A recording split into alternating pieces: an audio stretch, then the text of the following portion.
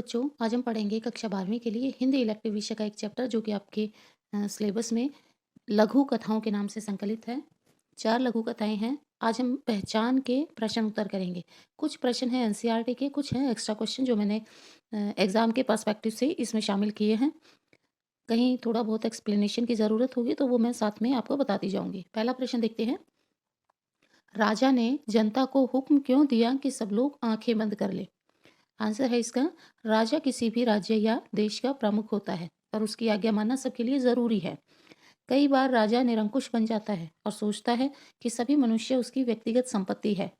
निरंकुश एक ऐसे राजा को कहते हैं जिसने सारी शक्तियां और सारे अधिकार अपने हाथों में रखे हैं। तो कई बार कुछ राजा ऐसे होते हैं जिनको डर होता है कि ये अ, शासन, ये सत्ता कहीं उनसे छिन ना जाए, तो इस डर के कारण वो कई बार ऐसे कानून बना देते हैं जो जनता के लिए बहुत घातक होते हैं।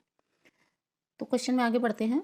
राजा चाहता है कि राज्य का कोई भी व्यक्ति राजा के कार्यों से असहमति ना जताए, यानी राजा जो कुछ कर रहा है उस पर कोई ऑब्जेक्शन ना करे। राजा क्या कार्य कर रहा है, वो कार्य सही है अथवा गलत है, वो कार्य जनता के हित में है अथवा नहीं है, इन सब बातों से राजा चाहते हैं कि जनता अनजान रहे।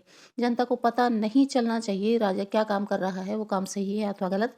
इसलिए राजा ने आदेश दिया कि सभी लोग अपनी आंखें बंद कर ले। अगला प्रश्न देखते हैं। आंखें बंद करने के बाद आंखें खोलने के क्या परिणाम निकले? उत्तर देखते हैं। राजा ने एक बार अपनी प्रजा को आदेश दिया कि सभी लोग राजा की ओर से आंखें बंद कर लें और अपना काम करते रहें। राजा ने इस आदेश के साथ एक और सूचना दी कि यदि सभी लोग आंखें बंद कर लेंगे तो राज्य में शांति हो जाएगी। लोगों ने राज्य की आज्ञा को मानकर आंखें बंद कर ली। लोगों ने सोचा कि राज्य में शांति होना ज़रूरी है, इसलिए जो है राजा की आज्ञा मान ली और राजा निश्चिंत होकर के अपनी मनमानी करने लगा। लोगों ने जब राजा के अन्याय भरे व्यवहार से अपनी आंखें बंद कर ली तो उनका दुख कुछ कम हो गया। यानी जब आंखें खुली थी, जब देखते थे लोग राजा कैसे काम कर रहा है, वो काम गलत है, तो लोगों को दुख होता था। लेकिन जब लोगों ने उन कामों को देखना बंद कर दिया तो उनका दुख जो है थोड़ा सा कम हो गया और लोगों को लगा कि हाँ, वाकई शांति हो गई है इस देश में। और इस प्रकार यह जनता की आदत बन गई। यानी राजा के कामों की तरफ से आंखें बंद कर लेना और अपने काम में लगे रहना, ये जनता की आदत बन गई।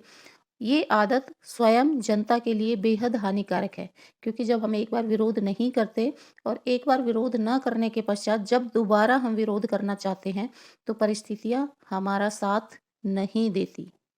और जब लोगों ने आंखें खोली तो चारों तरफ राजा ही राजा दिखा, क्योंकि लोगों ने एक बार विरोध करना बंद कर दिया, उसके बाद लोगों ने आंखें बंद कर ली। जब तक दोबारा आंखें खुलने का समय आया, राजा ने सारी स्थितियां अपने कंट्रोल में कर ली, सारी परिस्थितियों पर अपना होल्ड कर लिया। इसलिए जब लोगों ने आंखें खोली तो चारों तरफ उनको राजा का होल्ड दिखा, प्रजा कहीं नजर नहीं आई।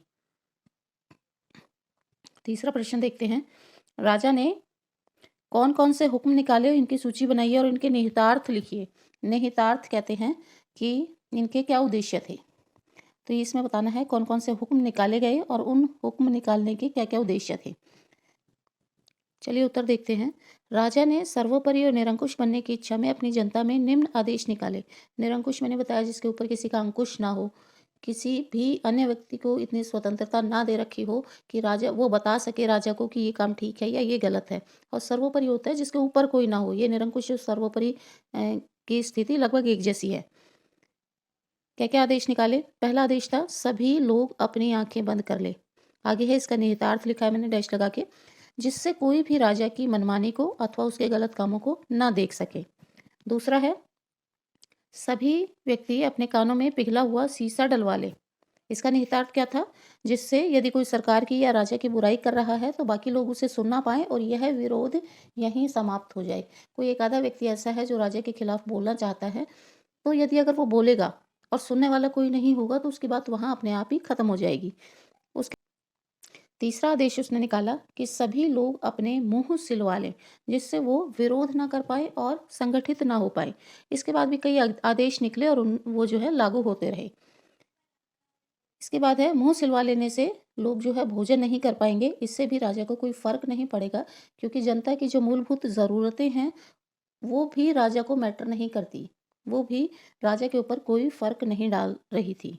राजा इतना निरंकुश हो गया था कि उसको अपनी जनता की भलाई का ये एक बेसिक सी चीज़ भी नहीं दिख रही थी कि लोग अगर मुंह सिलवा लेंगे तो भूखे मर जाएंगे। अगला प्रश्न देखते हैं, जनता अगर राज्य की ओर से आंखें मूंद ले तो इसका राज्य की स्थिति पर क्या प्रभाव पड़ेगा? उत्तर देखते हैं, जनता अगर राज्य की स्थिति की ओर से मुंह मोड़ ले तो उसका असर राज्य पर बहुत अधिक अच्छा नहीं होगा, क्योंकि आजकल दुनिया के लगभग हर देश में प्रजातंत्र है। प्रजातंत्र जैसा आप जानते हैं, प्रजातंत्र में आम जनता की सरकार बनती है। आम जनता जो है अपने ही बीच में से कुछ लोगों को चुन करके राज्य करने के लिए भेजती है। तो यदि आम जनता इस तरीके की सरकार बनाकर उससे मुंह फेर ले तो वह सरकार जनता पर पूरी तरीके से हावी हो जाएगी और पूरी ताकतवर बन जाएगी। ऐसी निरंकुश सरकार आम जनता के लिए भी घातक होती है। ऐसी सरकार लगातार ऐसे नियम बनाती रहेगी जिसके कारण आम आदमी को अपनी स्वतंत्रता लगातार गंवानी पड़ेगी और वो जो सरकार है खुद बहुत ज़्यादा शक्तिशाली होती जाएगी। यानी एक बार किसी के हाथ में पावर आ गई और उसको रोकने वाला कोई नहीं है तो वो हो सकता है सारी उम्र के लिए कुछ ऐसा बंदोबस्त कर ले कि वो ही सर्वोपरि बनकर रह जाए। अगला प्रश्न देखते हैं, खैराती, रामू और चिद्दू ने जब आंखें खोली तो उन्हें केवल राजा ही क्यों दिखाई दिया? उत्तर देखते हैं, यह कहानी एक प्रतीकात्मक कहानी है। इस कहानी में एक राजा निरंकुश बनने की प्रक्रिया में लोगों की आंखें, कान और मुंह बंद करा देता है। वह ऐसा लोगों को कई प्रकार से भ्रमित करके कराता है।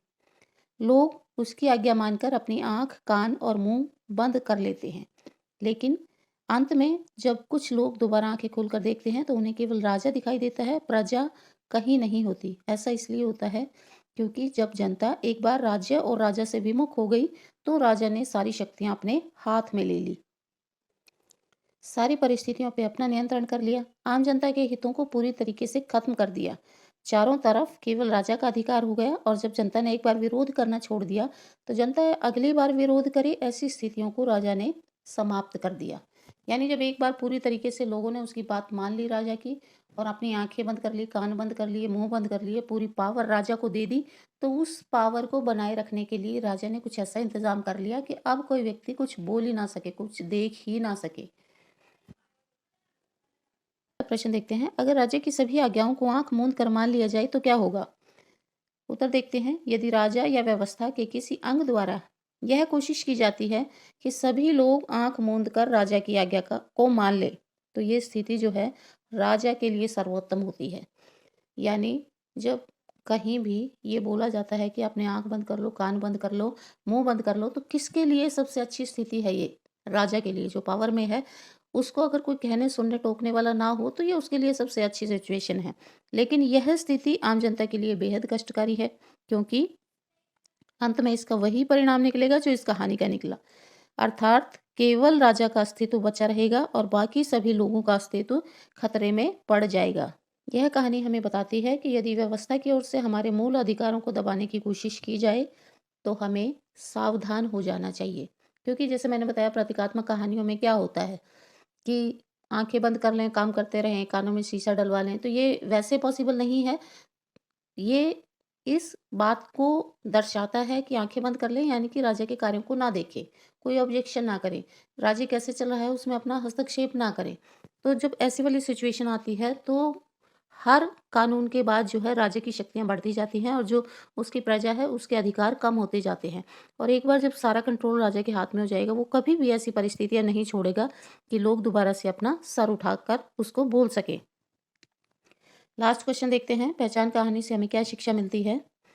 मनुष्य एक सामाजिक प्राणी है और उसको समाज में रहना पड़ता है।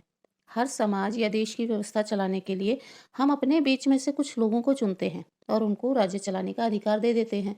ये डेमोक्रेसी वाली व्यवस्था को आप अच्छे से जानते हैं कि हम लोगों को चुनते हैं, फिर वो सरकार बनाते हैं और वो काम करते हैं। यदि हम अपने जीवन की बागडोर किसी अन्य के हाथ में देकर आंखें मूंद लें तो क्या होगा?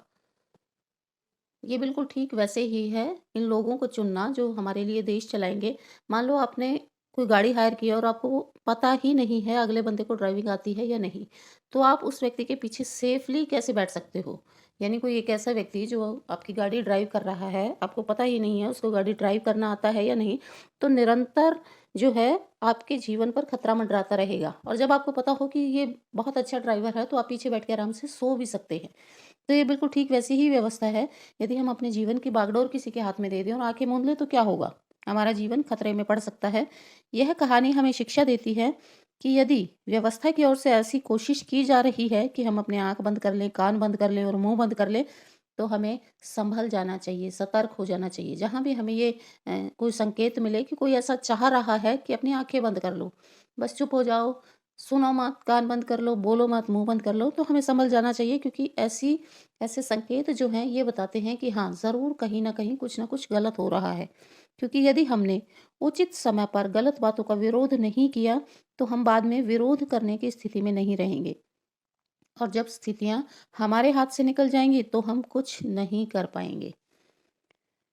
तो ये कुछ प्रश्न थे, आई होप आपको अच्छे से समझ आए होंगे। बहुत सरल भाषा में मैंने आपको समझाने की कोशिश की है।